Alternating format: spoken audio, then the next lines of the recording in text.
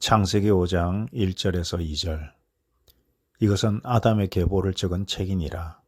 하나님이 사람을 창조하실 때에 하나님의 모양대로 지으시되 남자와 여자를 창조하셨고, 그들이 창조되던 날에 하나님이 그들에게 복을 주시고 그들의 이름을 사람이라 일컬으셨더라. 이 본문은 앞에서의 내용을 반복하여 기록한 것으로서 문자적으로는 그 의미가 이미 분명해진 내용이라 설명이 되어질 필요는 없겠다. 그러나 이 본문을 통해서 알 수 있게 되는 몇 가지 중요한 사실들이 있다. 이 본문에서 아담의 계보를 기술한다고 하면서 가장 먼저 창세기 1장 26절로 28절의 내용을 그대로 인용하고 이 말씀에서부터 시작하여 아담의 계보를 서술하고 있는 점에 주목할 필요가 있다. 이는 하나님의 사람 창조가 아담의 계보 전체를 통하여 그 창조가 이루어져 가는 것이라는 말이 된다. 즉, 창세기 1장에서 하신 사람 창조에 대한 선포는 창세기 2장 4절부터 시작되는 내용을 통해서 그 성취가 실제적으로 이루어지게 된다는 의미이다. 말하자면 하나님이 자기 형상, 곧 하나님의 형상대로 사람을 창조하시되 남자와 여자로 창조하시고 창세기 1장 27절의 선포에 따라 그 구체적인 창조 과정으로서 먼저 이 땅에서 흙과 하나님의 생기로 생명의 사람을 지으시고 이어서 에덴 동산을 창설하셔서 그 동산에 사람을 옮기시고 그리고 또 여자를 지으심으로 이 둘이 하나 된 부부 공동체를 만드셨다. 그런 이후 이 두 사람은 죄를 범했고 이에 에덴 동산에서 이 땅으로 다시 옮겨지고 사람들은 이 땅에서 자손을 생산하며 믿음의 계보를 이루어가는 과정을 밟게 되고 마침내 그 선포하신 사람의 창조가 완성된다는 의미이다. 그리고 이 의미는 또 여섯째 날에 선포된 창조가 아담의 계보를 통하여 오늘날까지 계속 이어지고 있다는 말이 되므로 창조의 일곱째 날은 당연히 우리에게 아직 도래하지 않았다는 말이 되는 것이다. 이에 더하여 아담의 계보가 오직 셋의 후손으로만 구성되는 점은 성경이 육의 사람이 아닌 영의 사람의 창조에 그 초점을 맞추고 있다는 말이겠다. 물론 이와 같은 관점에 관하여는 앞에서 이미 충분히 설명이 되었었다. 다만 그런 관점이 성경적 관점에 부합한다는 것을 이 본문을 통해서 우리가 다시 한번 확인할 수가 있다는 말이다. 이 본문이 제시하는 행간의 의미는 우리가 창세기 1장의 내용과 2장 4절 이하의 내용을 서로 어떻게 연관하여 이해해야 하는지를 단적으로 제시해주고 있다는 것이다. 복을 주시고, 앞에서도 언급한 바와 같이 복의 본질은 하나님께서 함께 하심이다. 그러므로 복을 주셨다는 말은 하나님께서 함께 하신다는 약속을 주신 것이다. 이 약속에 따라 하나님께서는 아담에서 셋으로 내려가는 믿음의 계보와 끝까지 동행하시겠다는 의미이다. 그리고 그들에게 복을 주시고 그들의 이름을 사람이라 일컬으셨더라 하신 이 말씀의 온전한 성취는 그리스도와 십자가와 회개와 죄사함과 그리고 성령께서 오셔서 사람과 함께 하심으로 비로소 완성된다. 단순히 옛날에 아담과 하와를 지으시고 그들에게 세상적인 복, 즉 많은 수의 자손과 물질적 풍요를 주셨다는 그런 의미가 아니다. 창세기 5장 3절. 아담은 130세에 자기의 모양, 곧 자기의 형상과 같은 아들을 낳아 이름을 셋이라 하였고, 성경은 아담이 가인과 아벨을 낳았을 때에는 자기의 모양, 곧 자기의 형상과 같은 아들이라는 표현을 쓰지 않았다. 셋을 낳고서야 비로소 이 표현을 사용하고 있다. 이는 이전의 아들들과 셋 간에는 그 형상에 있어서 분명한 차이가 있다는 말이 된다. 그렇다면 이 모양 곧 형상의 본질은 무엇인가? 이 본문에서 사용된 형상이란 말의 히브리 원어는 창세기 1장 26절과 27절에서 나온 말과 동일한 것이다. 즉, 하나님의 형상을 따라 사람을 만드셔서 만물을 다스리라고 말씀하셨으며 또 당신의 형상을 따라 남자와 여자를 창조하셨다고 하신 말씀이다. 이를 통해 우리가 생각할 수 있는 형상의 본질은 다스리는 성품과 공동체로 존재하는 성품인 것을 알 수 있겠다. 부언하면 공동체적 존재로서 만물을 다스리는 성품이 하나님께서 우리에게 명시적으로 계시하신 당신의 형상인 것이다. 우리가 이 지점에서 알 수 있는 건 일단 여기까지인 것 같다. 사람이 하나님과 연합을 이루고 또 사람들과 연합을 이루어 공동체적 존재로서 온전하기 위해서는 상호간의 신뢰, 즉 믿음이 가장 필수적인 것이다.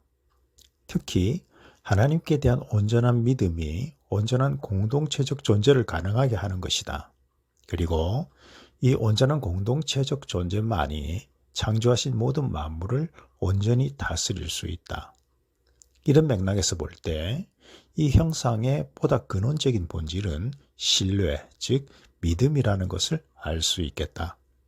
그러므로 가인은 물론이고 아벨도 비록 그가 가인보다 더 나은 믿음의 제사를 드린 것은 사실이지만 하나님 보시기에 아담의 믿음을 계승한 것으로 인정할 정도는 아니었던 모양이다.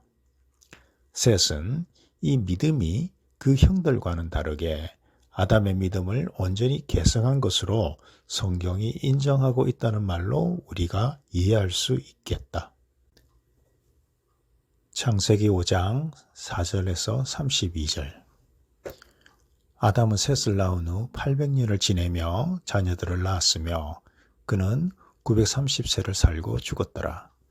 셋은 105세에 에노스를 낳았고 에노스를 낳은 후 807년을 지내며 자녀들을 낳았으며 그는 912세를 살고 죽었더라. 에노스는 90세에 게난을 낳았고 게난을 낳은 후 815년을 지내며 자녀들을 낳았으며 그는 905세를 살고 죽었더라. 게난은 70세에 마할랄레를 낳았고 마할랄레를 낳은 후 840년을 지내며 자녀를 낳았으며 그는 910세를 살고 죽었더라. 마할랄렐은 65세에 야렛을 낳았고 야렛을 낳은 후 830년을 지내며 자녀를 낳았으며 그는 895세를 살고 죽었더라. 야렛은 162세에 에녹을 낳았고 에녹을 낳은 후 800년을 지내며 자녀를 낳았으며 그는 962세를 살고 죽었더라. 에녹은 65세에 머두셀라를 낳았고 머두셀라를 낳은 후 300년을 하나님과 동행하며 자녀들을 낳았으며 그는 365세를 살았더라. 에녹이 하나님과 동행하더니 하나님이 그를 데려가심으로 세상에 있지 아니하였더라. 머두셀라는 187세에 라멕을 낳았고 라멕을 낳은 후 782년을 지내며 자녀를 낳았으며 그는 969세를 살고 죽었더라. 라멕은 182세의 아들을 낳고 이름을 노아라 하여 이르되 여호와께서 땅을 저주하심으로 수고롭게 일하는 우리를 이 아들이 안위하리라 하였더라. 라멕은 노아를 낳은 후 595년을 지내며 자녀들을 낳았으며 그는 777세를 살고 죽었더라. 노아는 500세 된 후에 셈과 함과 야벳을 낳았더라. 이 계보를 통해서 오해하기 쉬운 것들이 있는데 그 첫 번째는 이 계보가 장자 중심으로 기록된 아담의 혈통적 족보로 이해하는 것이며 두 번째는 이 계보상의 나이를 계산하여 지구의 생성 연대를 추정할 수 있다는 생각이다. 먼저 이 계보는 장자 중심의 혈통적 족보가 아니다. 만약 성경이 이 계보를 통해 말하고자 하는 바가 장자 중심의 혈통적 족보였다면 셋의 계보가 아닌 가인의 계보가 되어야 마땅하다. 그리고 아담의 계보를 기술하면서 하나님의 형상을 따라 사람을 창조하신 이야기를 먼저 제시하고 이어서 셋에 대하여 아담의 형상과 같은 아들임을 모두에 굳이 기술한 성경의 의도는 이 계보가 형상, 곧 믿음의 후손에 관한 계보임을 말하고자 하는 것이라 이해할 수 있겠다. 그러므로 기록된 이름들이 장자라는 보장은 없는 것이며 각 자식들 중에 아담의 믿음을 이어받은 후손의 이름들이 기록된 것으로 이해하면 될 것이다. 그런데 이 계보의 기술이 가인의 계보에 관한 그것과 분명한 차이를 보이는 부분이 있는데 그것은 각 자손들의 세상 업적에 관한 기록이 이 계보에는 전혀 없다는 점이다. 이는 성경의 관점이 어디에 있는가를 분명하게 보여주는 또 하나의 대목이라 보인다. 하나님께서는 각 세대의 자식들 중에 최소한 한 명 이상의 믿음의 자식이 있게 하셨다. 그리고 이 계보에 등장하는 각 사람은 이 믿음의 계보에 그 이름이 기록되었다는 사실만으로 그 인생이 충분하게 빛나는 가치가 있었다는 것을 성경은 시사하고 있는 것이다. 그러므로 가인의 계보처럼 세상에서의 업적 등이 첨언될 계제가 애당초 아닌 것이다. 다음으로 기록된 사람들의 나이를 통해서 지구의 생성 연대를 추정하는 것은 부적절한 시도이다. 오해의 시작점은 창조 이야기 첫 부분에서 7날을 오늘날의 인력과 같은 개념으로 이해하는 데 있어 보인다. 즉, 아담은 6째 날에 창조되었고 땅의 창조는 3째 날에 있었으니까 지구의 탄생과 아담의 창조는 3일 차이밖에 없는 것이라는 계산이다. 이는 앞서 창세기 1장에서 설명한 바와 같이 창세기 1장의 7날은 오늘날의 7일과 원천적으로 동일시 될 수 없는 개념이기 때문에 오해이다. 그 다음으로 아담의 사망 나이와 관련된 오해이다. 창세기 2장 4절 이하의 내용에서 아담이 땅에서 창조되었을 때 해와 달이 미처 창조되기 전으로 추정된다는 점, 즉 시간 개념이 존재하기 이전의 일이라는 것을 간과한 것이다. 이에 더하여 아담이 창조된 후에 에덴 동산이 창설되었고 아담은 이 동산으로 옮겨졌는데 거기서 얼마만한 세월을 살았는지 성경은 말하고 있지 않다는 걸 유념해야 한다. 에덴 동산에는 태양과 달이 없었고 따라서 날도 계절도 연한도 존재하지 않았다. 당연히 이 땅에서의 시간 개념이 적용될 수가 없는 것이다. 게다가 아담과 하와는 선악과를 먹기 전까지는 죽지 않는 존재였다. 영원한 존재에게 나이나 연수는 애당초 관련이 없는 개념인 것이다.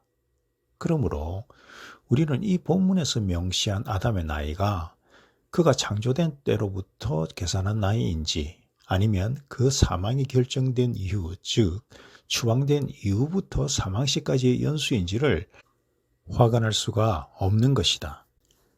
그런데 아담이 태양보다 먼저 창조되었고 또 영원한 존재로 창조된 사실과 시간 개념이 적용될 수 없는 에덴 동산의 정황을 생각해 보면 기록된 아담의 사망 나이는 에덴 동산에서 추방된 이후, 즉 그 죽음이 전제된 시점부터 죽음까지의 연수를 의미한다고 보는 것이 더 타당할 것으로 여겨진다. 여하튼 이런 불확실성이 엄연히 존재하고 있는 상황에서 기록된 아담의 나이를 근거로 지구의 생성 시기를 추정한다는 것은 오해에서 비롯된 부적절한 시도인 것이다. 에녹이 하나님과 동행하더니 하나님께서 그를 데려가심으로, 데려가셨다는 말은 승천했다는 의미이다. 이 용어는 원어적으로 엘리야가 승천한 기록에서도 동일하게 사용되었다.